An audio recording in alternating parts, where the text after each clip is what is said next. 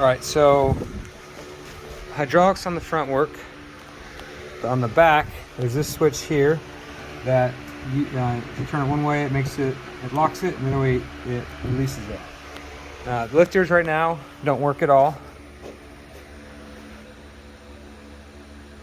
but it's, as I understand it, it's the same hydraulics. So if the hydraulics work on the front, it should work on the back. So when I started researching it, it seems like this could just be an easy fix. The problem is, righty-tighty, lefty-loosey, when I go left on it, it just comes off. So this is the handle here. But this piece right here is what should be turning. Now it's got this little set screw here, or a locking nut rather. When I try to put them two together, I get them as tight as I can.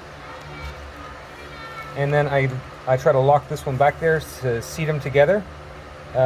I can't, if I start turning this one, it's strong enough that it turns this one, and they both come loose like that. So I don't have vice grips with me. That's what I wanted to try, but I was worried about stripping this whole thing out. And this, I thought had something on it, but it doesn't. So I was trying to use some channel locks on it. I tried that once. And it started slipping. I didn't want to try to fool with it, but I think that's going to fix it. And that was the only other major problem with this tractor.